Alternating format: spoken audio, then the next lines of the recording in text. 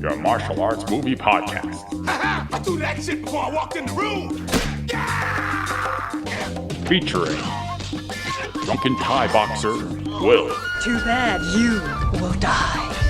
The also drunken wrestler Mark. I said I don't want trouble. And drunken karate master Zero. You've lost your balls. And now, Call. I know Kung Fu. You know, baby. Fists of Fail. Iceman. I don't have to say anything else.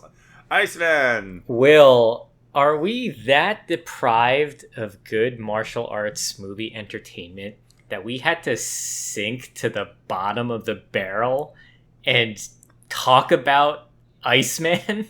Iceman. One of the universally panned, hated, lamented martial arts films I've always heard people talk about.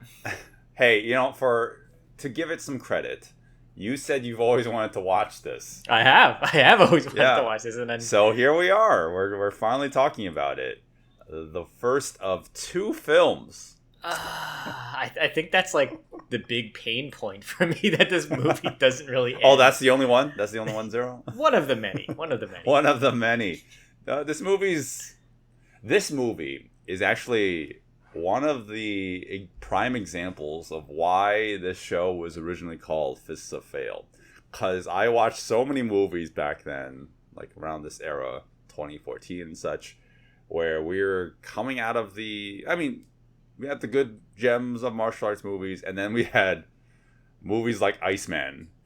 And I thought, like, this kind of film is the fail side of Fists of Fail. We pivoted our show a little bit. Our format's a lot different than what original intentions were. But this is what I think of when I think of a movie that just fails. But it's very entertaining. Let me take that back. It's actually not the most entertaining film, but it is hilarious. When it's funny, it is wildly funny. I am so annoyed that I laughed the loudest that I ever have in maybe the past 5 years at a very childish scene. And it does not deserve to be in this movie. Like, I don't want to give my laughter to this movie. Well, is it even on your radar when it comes to so bad it's good films? Because we have our favorites, right? We have our Fists of Fury. I think that's the first thing that comes to mind. That's our gold standard right now. Fight of Fury. So, oops. But like, does this even compare? Probably not, right? No. So, unfortunately, this movie's fucking boring. Oh my god. Yeah. It's so bland. I can't believe how bland it is. And you have Donnie Yen starring and doing action direction for it.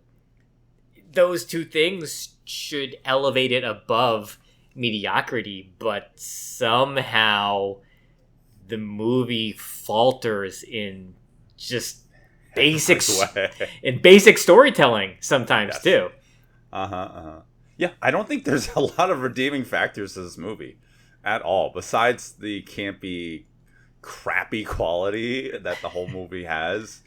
And it's actually astounding to me that this movie also went over budget too, because there's some cheapness I can kind of feel throughout the whole running time. Maybe because it went over budget, they had to skimp in other places.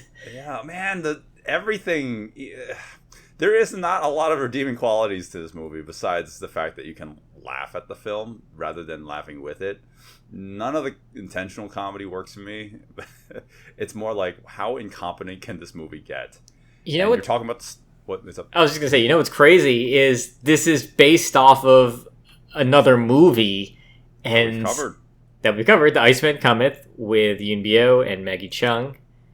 And you would think, just copy that movie, just follow it to a T, and sure, deviate. So it's not an exact one-for-one copy of the original And sure, they do that. There was a few places where I noticed, oh, okay, yeah, I remember what the original did, and now they're trying to deviate and do something a little different, maybe make it more modern. Sure, that's fine and dandy. But the original template, from what I recall, it's been a while since we've spoken about that film. It works, it works as the man displaced from his original time, and he is acclimating to the quote-unquote modern day. He doesn't understand modern things, and comedy ensues from that. And then also you have the character like Maggie Cheung kind of taking advantage of that. In this movie, he doesn't really need to acclimate. Once he comes into modern day, he's like, all right, well, let me just put on this suit. Okay, I'm just a normal guy. Everything is fine, right? There's no... there's no conflict in this movie, really, for Donnie Yen. Well, it all happens at the very end of the film, and even then, it's so poorly explained. The movie does a terrible job explaining a lot of what's going on. Yeah, the whole movie, I was like, okay, what's the point?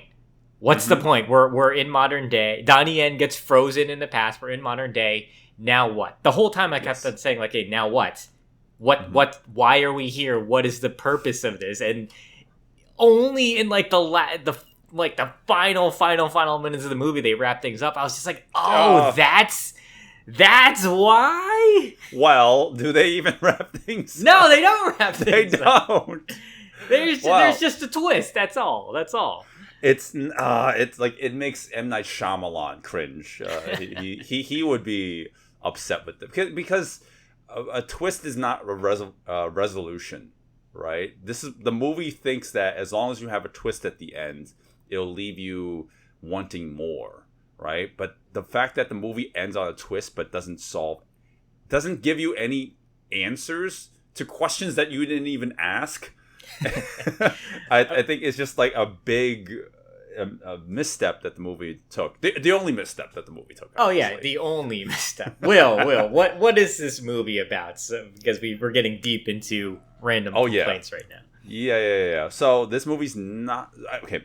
Before we can get there, when we did our Iceman Cometh episode, I said that it baffles me that the remake, which I watched before that movie, is technically supposed to be a remake of that because there's so little that is similar to Iceman Cometh right here. So the only things that are really common here are Donnie Yen is analogous to the Yoon Bio character from Iceman Cometh. He is frozen in time from an avalanche. After snowboarding away from an avalanche. On a shield. This is Breath of the Wild. Yeah. He gets frozen in time, wakes up in modern day 2014, and it's Halloween day, and he meets up with I don't know this actress's name. What is her name? She is Eva Huang. I don't think we've covered her in our show before. I don't think so yet. Yeah. So she is drunk. So she takes him into under her care, but the next day she's obviously confused that there's a Ming Dynasty warrior in her apartment. And also simultaneously there are two other Ming warrior time transplants that are also all, I guess they're just exploring Hong Kong as well, but they're for some reason seeking out Donnie Yen, and it's revealed pretty early on why, but I guess we'll leave that for a later part of the discussion. Well, actually, I don't remember why, so tell me. Okay, well, we have the two other Ming warriors, right? We have Kang Yu. I think we've covered him a couple times. Oh, well, he's been on a couple movies of ours. I don't think we ever called him out. And then we have Bao Qiang Wang. Jeez, I'm going to call him Sao because that's his character's name. Sao wants... Well, they want to capture Donnie Yen because they apparently think that back then he betrayed his country to like Japanese to work pirates, with right? yes, to work with the Japanese pirates. Okay. That's essentially it. And everything in between is everything up to the very end when there's an actual confrontation between them in this incredibly long and boring fight scene. Not a lot happens. You know what kind of makes me kind of confuses me, what makes me laugh. So let's say you're snowboarding away from an avalanche, Yes. and you black out, and you wake up, hundreds and hundreds of years later. Yeah. You would think that you would just want to get on with your life as opposed to doing the duty of your emperor from hundreds of years ago. Like, who fucking cares? Why are you still chasing this man who may or may not have wronged the emperor, right? Like, who gives a shit? Just live your life. Well, the first thing, obviously, that happens when you wake up from that is you piss a fucking river that's like a fire hose. And I'm joking about this, but it's in the movie. It is so childish. It is.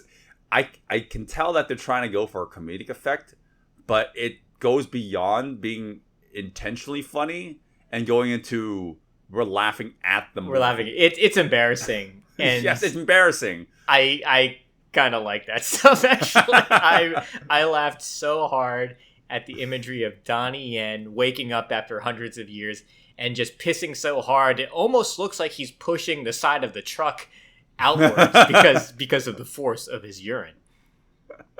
Well, I mean, you would think that would be the only pissing gag in the movie, but no, they kind of bookend it with this great pissing collage, I guess. It's like a piss sandwich almost. Yeah. Wow, what a great way to describe this movie. So yeah, Iceman.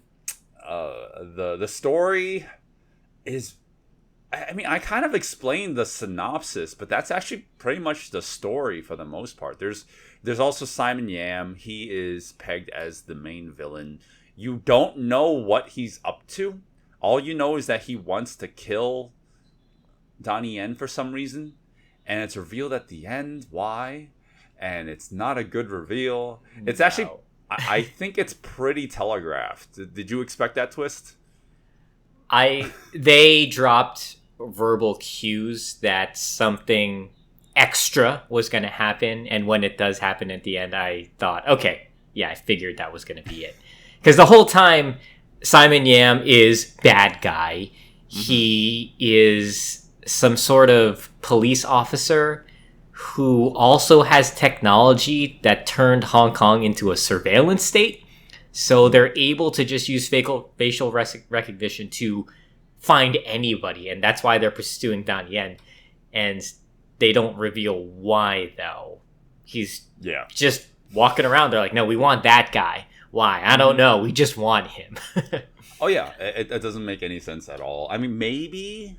Well, okay, but it doesn't make sense from an audience standpoint, because the entire time you're just wondering why do they have such a hard-on for chasing Donnie Yen? I don't know. So poorly explained. The movie just does a terrible mess. But I will say, and I'm trying to put myself in the shoes of the filmmakers, right? So, as much as I remember, both of us liked Iceman Cometh. That movie is pretty good. We especially like the final fight scene quite a bit. But that movie, you can't remake it beat for beat because it'd be stale, right? So they tried this movie, decided to go a different route. But you can't do that for multiple other reasons, because the way that Maggie Q's character was written, Maggie Chung, not Maggie Q. Maggie Chung's character was written. Is pretty dated. It's very 80s. Yeah. And essentially, Yoon Bu yells at her so hard that she becomes submissive. Right. Yeah. Right. You can't have that in modern day movies. So what does this movie do? We have the most bland female love interest like possible. She is so I wouldn't say wooded, but she's very uninteresting. She doesn't really have much to do. Yeah. The more interesting thing about Maggie Chung's character is she was trying to really take advantage of Yoon Bio in that movie, and then ultimately at the end, it's like, you feel bad for them because she has a change of heart, blah blah blah blah blah, right? In this movie, she kind of tries to take advantage of him. Donnie Yen's paying her by cashing in his gold that apparently he was frozen with, and then that nothing ever really comes out of that. Right? That's kind of it. She doesn't have some sort of any change of heart. The reason why she falls for him is because Donnie Yen uses McDojo moves to uncripple her mother. It is fucking baffling. That scene is so great. That's my favorite fight scene in the entire film. It's so aggressive. It goes so hard on Donnie Yen crippling this old woman, but him crippling her is actually uncrippling her mentally. We actually have a uncrippling montage in the movie too, where after the first treatment, it goes well. So the love interest is like, "Oh, what did you do? You fixed my mom," and he's like, "Yeah, with a couple more sessions, I can fix her completely." And you just see a montage of him just slapping her around, just beating her mom senselessly. Like this is great. This is the greatest fight montage I've ever seen. And that's how she fell in love with Donnie Yen. Yeah. Oh man, but yeah, Donnie Yen's character doesn't have much of an arc going from the beginning of the movie to the end. He's kind of the same as when he starts and when he ends. Same with Ava Huang's character. I mean, again, say what you will about the 80s original. Yes, it's dated for sure, but at least you can see a progression in characters and the way that they develop amongst one another. This movie tries to take half measures, and it starts with the same premise, which is Ava Huang needs to take advantage of Donnie Yen at first because she needs to pay for her mom's medical treatments. So she notices that Donnie Yen has just this endless amount of gold that he just has up his ass. I don't know where he's pulling those gold nuggets from. Well, they're called gold nuggets for a reason. Yeah. But yeah, that just loses steam immediately. We just lose that part of her motivation almost right away. She no longer cares about the money. She notices that her mom is getting better. So, like, it's like the screenwriters didn't know what the fuck to do. They were just pulled in so many different directions, and they had no focus. Right? I always feel like the movie just meanders everywhere. It really does. And, oh my god, the editing in this... I started to lose my mind, because every new scene location, we had a text title card like at the side of the screen, and it would always come in with a sound of a gun and a slice of a knife. It just kept on happening every couple minutes. I was like, stop it! I don't care where we are. Ugh. Well, with that said, since we're talking about the technicals, what about the action, Zero? All two of them. All two fight scenes. Oh my god. Why are we talking about this movie? Yeah, I know. Yeah. Well, I wanted to talk about it because I want to shit on it. We go through the Haya... We've been going through the Haya catalog, and this is one of those more well-known films on their list. Maybe we've always wanted to talk about it. Maybe infamously well-known, not for a good reason. Yeah. So we might be able to keep the action segment a little short today, but we always fucking say that. I definitely want to shit on the story, so that might be fun to talk about. Yeah, but action-wise, action directed by Donnie Yen, that usually comes with a higher pedigree. And here... So, yeah, it's not good, but I started to think about it, and I think... what happened is this movie was billed as a 3D film. I see that a lot in the marketing. So I noticed at the end, you'll see things flying at the camera. You'll see CGI glass going at the screen. You'll see moves where it's coming towards you, and I started to think, okay, I think that's why this is just not up to par, because he's trying to play towards the gimmick, right? So he's trying to design fights around having things come at you because it's 3D. Look at the dimensions of the punch. And it's not even that interesting. It's like, hey, let me throw the shield at you. Let me have my CGI chain that I'm wailing around. And every now and then you can kind of see it flails and whips a little bit towards you. And I guess that's just what it is. He's playing towards a gimmick. Yeah, no, I can definitely see that. And I thought that too. Sometimes throughout the movie, you'll notice things just flying at the screen. And, our opinions, or my opinion at least, on 3D films is that it is a gimmick, and they're definitely very dated for us plebeians who have a regular TV at home watching this movie. Well, nobody has a 3D TV anymore at this point. Yeah, exactly. So it's just, and not like we're gonna go watch this with the true 3D experience in theaters to watch Iceman. I mean, I might watch this over Avatar if it's up to me, though. And because it's so much leaning into this gimmick, I do notice that the action does suffer. But even then, it's just so heavily reliant on the CG, especially at the end.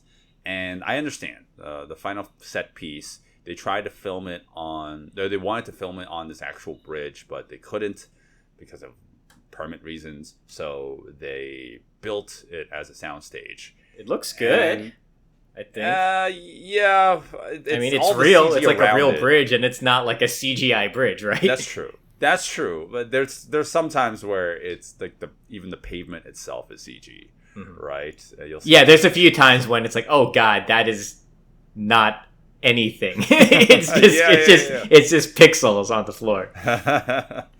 Yeah, but other than that, I think, this movie, if it had some decent action and it didn't have to rely on this 3D craze that was going on around the time, I think maybe it would at least have some redeeming quality, because the screenplay's awful. Almost everything about the movie is awful, and the action has to be bland. So, There's really not a lot of redeeming qualities to it. And that's why we're talking about it. And that's why we're talking about it. Oh, God. Why did you... Is this my punishment for picking, like, Dragon Wolf and King of Fighters? No!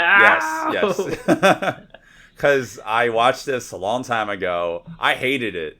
But for some reason, watching it again, I love the shit out of this experience. I don't love the movie, but I love this experience. You like the experience. Yeah, I wish we watched it together. I was watching it, and I was cringing so hard. I couldn't put myself to really rewatch it a second time. I watched the English dub, and it was just on in the background. I looked over every now and then, because it's just... The movie is so boring. It's just a shame. It's so boring. Yeah. And the action, it just doesn't really do anything. There's slight little pops of, I don't know, Donnie Yen brutality, because they're really hitting each other. He's an action director that really focuses on like those big hits. He knows when to highlight them and when to make them stand out. And every now and then you'll see a nice little combination, and okay, that's cool. If I took that out of context, you might think this might be a good martial arts movie. Oh no. But when you see it as a whole, well, it's crazy though, because the final action scene on the bridge, it's pretty long. It just kind of keeps on going on and on. Do you think it's because he's whipping around a CGI chain that kind of takes you out of it? Like, do you think if that was real, maybe that might help make it feel more authentic or more visceral? Probably not. Well, okay, if it was real, it would be significantly harder to choreograph, right? Yeah. Because like chains, they're very unpredictable, especially with the length that he's working with. Like, imagine like a whole rope and dart choreography. That would be like Sure. Fucking difficult as hell, right? Well, I do have one complaint.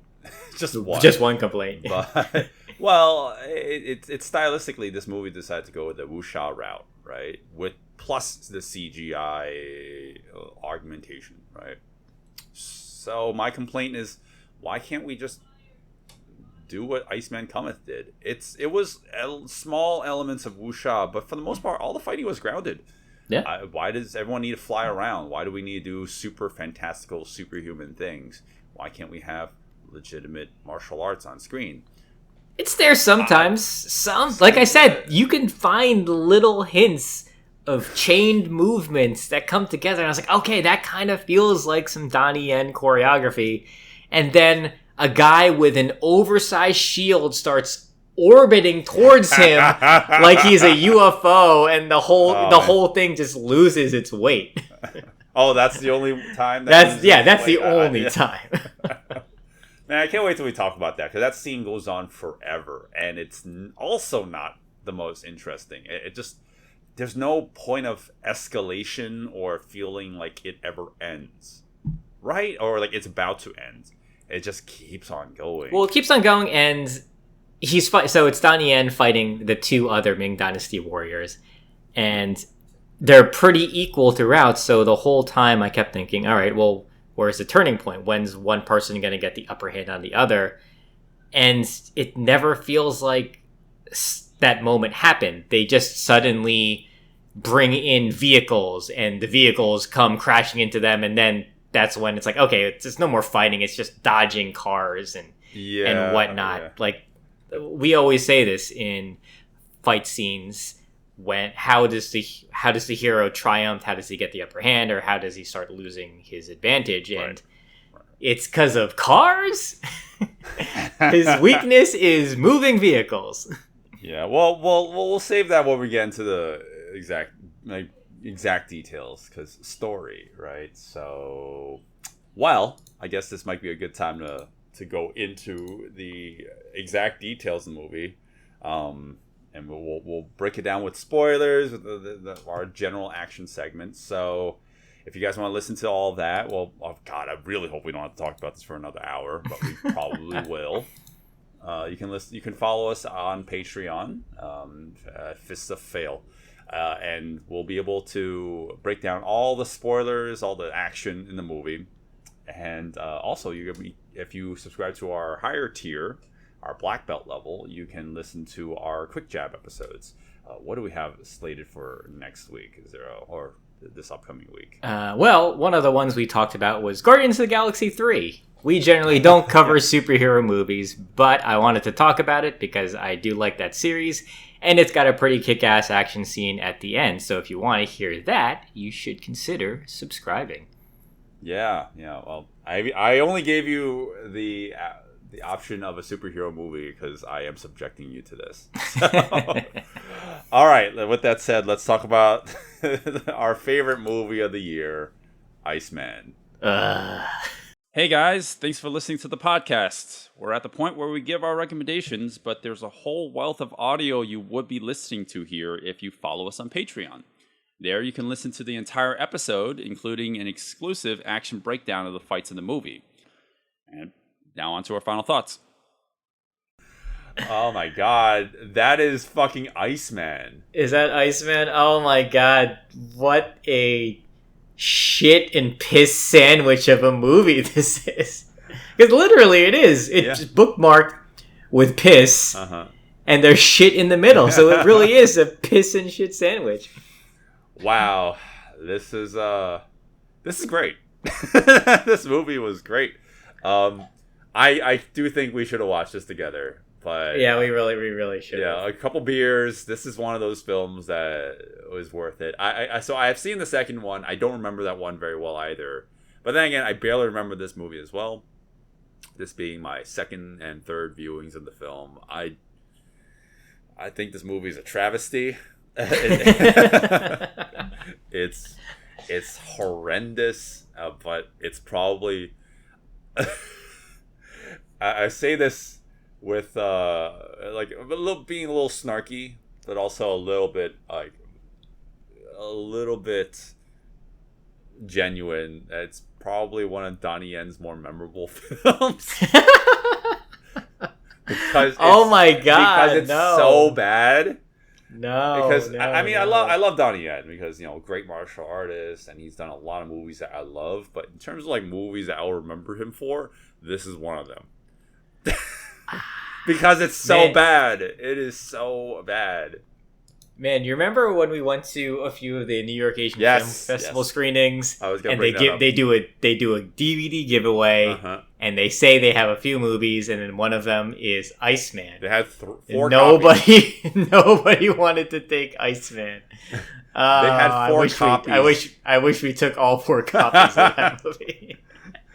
I remember you were sitting next to me, and you're like, "Oh," and when, so the guy was like, "Oh, anyone here can just get a free copies of Iceman or a T-shirt." No one took the DVDs, like no one.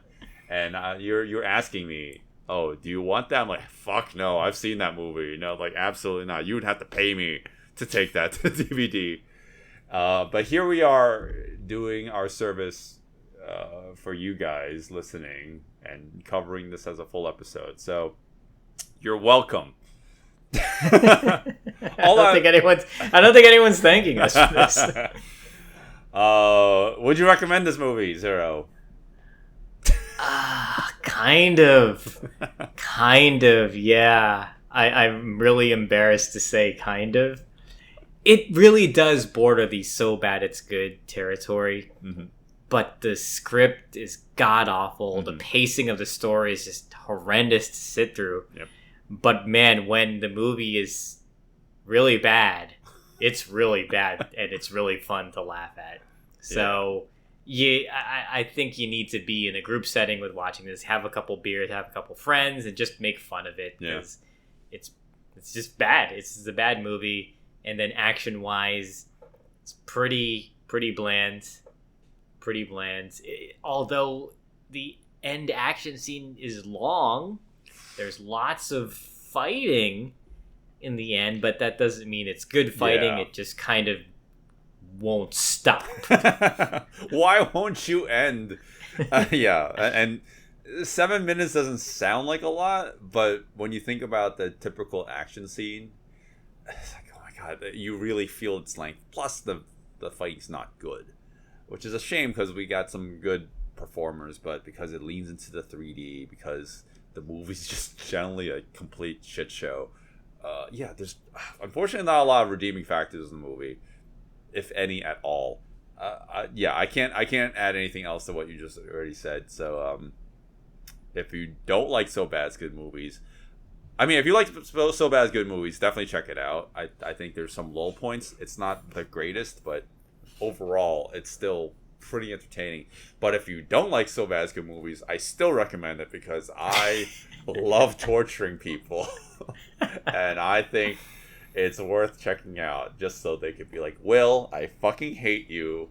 Why did you recommend this? You gotta be like, oh, hey, like you liked John Wick 4? Oh, you know that guy Donnie Yen? Oh, yeah, you should check out his other films. Let me show you Iceman. And you gotta check out the sequel, too. Oh, God, do we have to cover the sequel now? One day. You're lucky I didn't make you cover both in one sitting. Oh, God. All right, well, you heard it here. I guess we're going to have to cover that eventually. One day. I want to hear what you guys think.